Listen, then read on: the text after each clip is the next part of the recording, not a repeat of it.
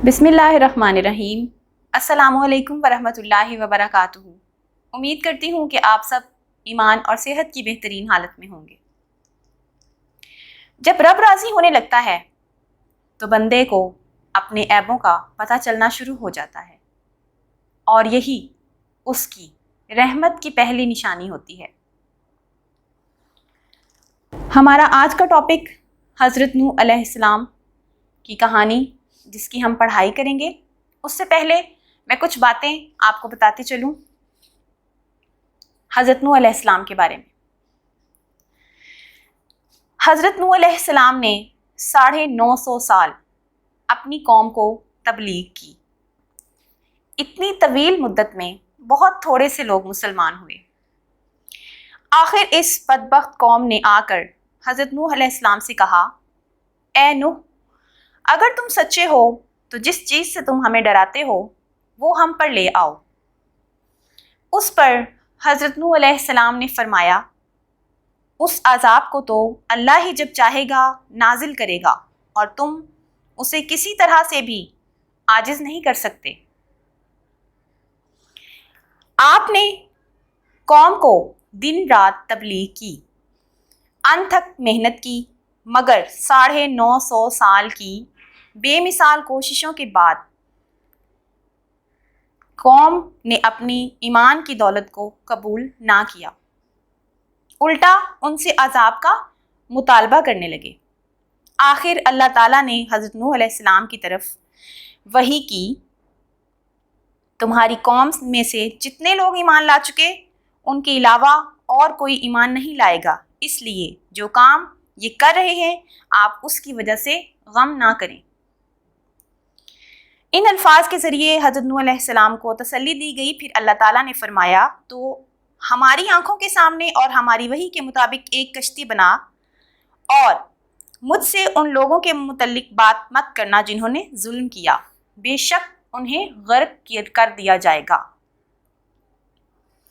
अल्लाह ताला के ऐसे फरमाने की वजह यह थी कि जब वो लोग किसी तरह ना माने तो फिर नूह अलैहिस्सलाम ने उन पर अल्लाह का गज़ब नाजिल होने की दुआ की थी। अल्लाह ने आपकी दुआ कबूल फरमाई।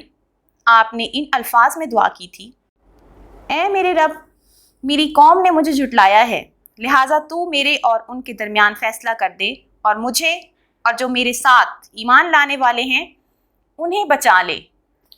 जी तो प्यारे बच्चों, इस छोटी सी मालूमात के बाद हम अपनी सबक का आगाज़ करते हैं।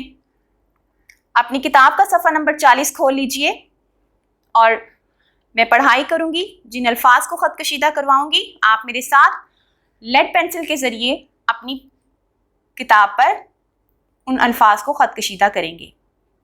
किताब सफ़ा नंबर 40, सबक नंबर 8, हज़रत नूह अलैहिस्सलाम की कहानी। हज़रत नूह अलैहिस्सलाम अल्लाह के नबी थे।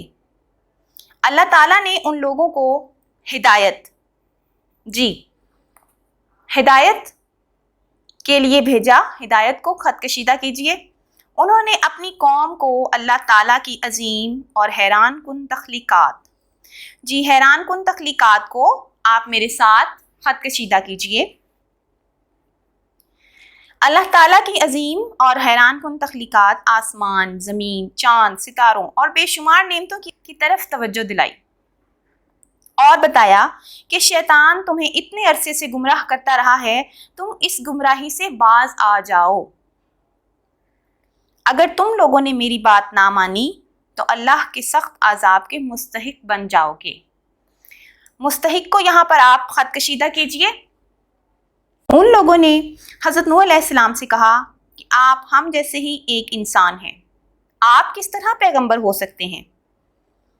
जब उन्होंने देखा कि हज़रत नूह अलैहिस्सलाम के पैरोकारों को ख़त कशीदा कीजिए मेरे साथ में ज़्यादा तादाद गुरबा और मसाकीन की है। गुरबा और मसाकीन को ख़त कशीदा कीजिए। तो उन्होंने जब देखा कि हज़रत नूह अलैहिस्सलाम के पैरोकारों में ज़्यादा तादाद गुरबा और मसाकीन की है तो उन्होंने आपका मजाक उड़ाना शुरू कर दिया। उन्होंने सच्चाई के पैगाम को غرور اور تکبر کے ساتھ مسترد کر دیا۔ جی یہاں اس سطر میں آپ سچائی، پیغام اور مسترد کو خط کشیدہ کریں گے۔ حضرت نوح علیہ السلام انہیں 950 سال تک اللہ تعالیٰ پر ایمان لانے کی دعوت دیتے رہے۔ آخر کار حضرت نوح علیہ السلام نے ان کی ہلاکت کی دعا مانگی۔ صفحہ نمبر 41 پہ آ جائیے۔ اللہ تعالیٰ نے ان کی دعا کا جواب دیتے ہوئے انہیں ایک بڑی کشتی تیار کرنے کا حکم دیا۔ حضرت نوح علیہ السلام نے کوئی سوال کیے بغیر جنگل میں اپنے ساتھیوں کے ہمراہ لکڑیاں کاٹنی شروع کی۔ جی ہمراہ کو خط کشیدہ کیجئے اور کاٹنی شروع کی، کاٹنی شروع کر دی کو خط کشیدہ کیجئے۔ دوسرے لوگ ان کو کام کرتے دیکھتے تو مذاق اڑاتے، یہ تم لوگ کہاں جانے کے لیے کشتی بنا رہے ہو؟ یہاں تو دور دور تک کوئی دریا یا سمندر نہیں ہے۔ دریا یا سمندر، اس کو آپ خط کشیدہ کر لیجئے۔ یہ کشتی مٹی پر چلاؤ گے کیا؟ حضرت نوح علیہ السلام اور ان کے ساتھی ان باتوں کا کوئی جواب نہ دیتے اور اپنے کام میں لگے رہتے۔ کچھ دنوں میں بہت بڑی کشتی تیار ہو گئی اور اللہ نے حکم دیا کہ تمام جانوروں اور پرندوں کا ایک ایک جوڑا، جی جانوروں اور پرندوں کو یہاں پر خط کشیدہ کر لیجئے۔ جانوروں اور پرندوں کا ایک ایک جوڑا اور کھانے پینے کا سامان کشتی میں رکھ لو۔ اور انہوں نے اللہ کا حکم مانا اور ویسا ہی کیا جیسا اللہ نے حکم دیا تھا۔ تمام جانوروں جیسے ہرن، ہرنی، گائے، بیل، گھوڑا، گھوڑی وغیرہ کو کشتی میں سوار کر لیا۔ پھر حضرت نوح علیہ السلام نے اہل ایمان کو کشتی میں سوار ہونے کا حکم دیا۔ اہل ایمان کو یہاں پر آپ خط کشیدہ کیجئے میرے ساتھ۔ جی جو لوگ دیکھ رہے تھے وہ مذاق اڑانے لگے، ارے ان سب کو کیا ہو گیا، یہ کشتی میں کیوں بیٹھ رہے ہیں؟ ان لوگوں میں حضرت نوح علیہ السلام کا بیٹا بھی شامل تھا۔ حضرت نوح علیہ السلام نے اسے پہلے بھی سمجھایا لیکن وہ نہ مانا۔ ایک بار پھر انہوں نے اسے بلایا مگر اس نے کہا میری فکر نہ کریں، مجھے کچھ نہیں ہوگا۔ صفحہ نمبر 42 پہ آ جائیے۔ آخر عذاب کا مقررہ دن آ پہنچا۔ مقررہ پر آپ اس کو خط کشیدہ کر لیجئے۔ آسمان سے زبردست بارشوں کا سلسلہ شروع ہو گیا۔ زبردست بارشوں کا سلسلہ، اس کو آپ خط کشیدہ کر لیجئے۔ آسمان سے زبردست بارشوں کا سلسلہ شروع ہو گیا اور زمین سے بھی پانی کے فوارے پھوٹ پڑے۔ لوگ اپنی جان بچانے کے لیے ادھر ادھر بھاگنے لگے۔ کچھ درختوں پر چڑھ گئے، درختوں کو خط کشیدہ کر لیجئے میرے ساتھ۔ اور کچھ مکانوں کی چھتوں پر، مکانوں کی چھتوں کو خط کشیدہ کر لیجئے۔ لیکن اتنا پانی ہو گیا کہ درخت بھی ڈوب گئے اور مکان بھی، یہاں تک کہ جس پہاڑ پر حضرت نوح علیہ السلام کا بیٹا اپنی جان بچانے کے لیے چڑھا تھا وہ بھی ڈوب گیا۔ سارے نافرمان لوگ ڈوب گئے اور حضرت نوح علیہ السلام کی کشتی پانی میں اوپر ہی اوپر تیرتی رہی۔ تیرتی رہی کو آپ خط کشیدہ کر لیجئے میرے ساتھ۔ بہت دنوں بعد بارش رکی، سورج نکلا۔ کشتی میں سوار لوگ سورج کو اتنے دن بعد دیکھ کر بہت خوش ہوئے۔ پانی کم ہونے لگا اور ان کی کشتی ایک پہاڑ کے ساتھ جا لگی جس کا نام جودی ہے۔ جودی کو آپ خط کشیدہ کیجئے۔ لوگ کشتی سے اترے اور اللہ کا شکر ادا کیا۔ جی تو پیارے بچوں، ہماری پڑھائی مکمل ہوئی۔ جی بچوں، ورک بک کا صفحہ نمبر 33 جس کا عنوان الفاظ کو معنی کے ساتھ ملائیں، سبق نمبر 8 حضرت نوح علیہ السلام کی کہانی کے الفاظ ہیں جو ہم ان کے معنی کے ساتھ ملائیں گے۔ گمراہ، سب سے پہلا لفظ، اس کا مطلب ہم اس کے ساتھ ملا دیں گے۔ راستہ، بھولا ہوا یا بھٹکا ہوا؟ جی اگلا لفظ ہے مستحق. مستحق کا مطلب حقدار، دعوے دار یا حق رکھنے والا. پیروکار، کسی معاملے میں کسی کی طرف سے پیروی کرنے والا. اگلا لفظ مقررہ. مقررہ کا مطلب قرار دیا گیا یا دی گئی، ٹھہرایا گیا یا ٹھہرائی گئی. مساکین، مسکین کی جمع اور اس کا مطلب غریب. گمراہ، راستہ بھولا ہوا یا بھٹکا ہوا. مستحق، حق رکھنے والا، دعوے دار یا حقدار. پیروکار کا مطلب ہے کسی معاملے میں کسی کی طرف سے پیروی کرنے والا. مقررہ، قرار دیا گیا یا دی گئی یا پھر ٹھہرایا گیا یا ٹھہرائی گئی.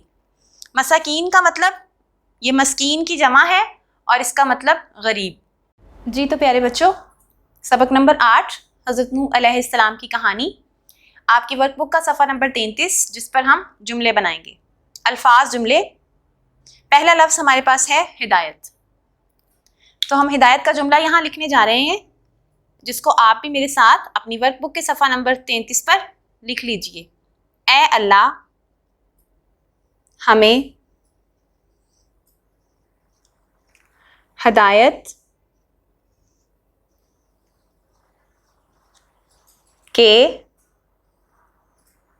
رستے پر چلا. جی تو ہدایت کا ہم نے جملہ بنایا، اے اللہ ہمیں ہدایت کے رستے پر چلا. ہمارے پاس اگلا جو لفظ ہے وہ ہے حیران کن. سبق کو مد نظر رکھتے ہوئے ہم اس کا جملہ بنائیں گے. حضرت نوح علیہ السلام نے اللہ کی حیران کن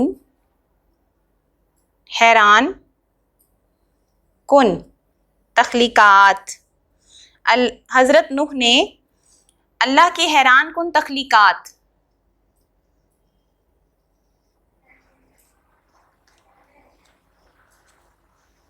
حضرت نوح نے اللہ کی حیران کن تخلیقات کی طرف توجہ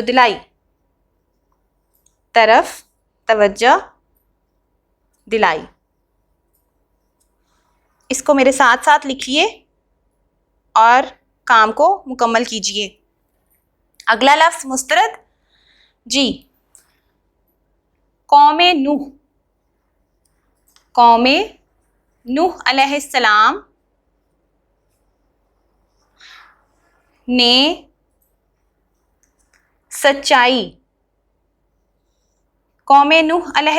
نے سچائی کے پیغام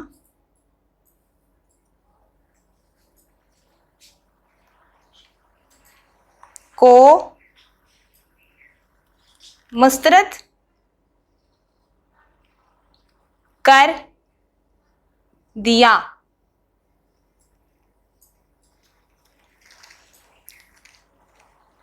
جملے مکمل ہوئے. میں ایک مرتبہ دہراتی چلوں. ہدایت کا جملہ، اے اللہ ہمیں ہدایت کے رستے پر چلا. حیران کن، حضرت نوح علیہ السلام نے اللہ کی حیران کن تخلیقات کی طرف توجہ دلائی. مسترد، قوم نوح نے سچائی کے پیغام کو مسترد کر دیا. اس کے ساتھ ہی ہمارے آج کے لیکچر کا اختتام ہوا. تمت بالخیر. الحمدللہ. اللہ حافظ.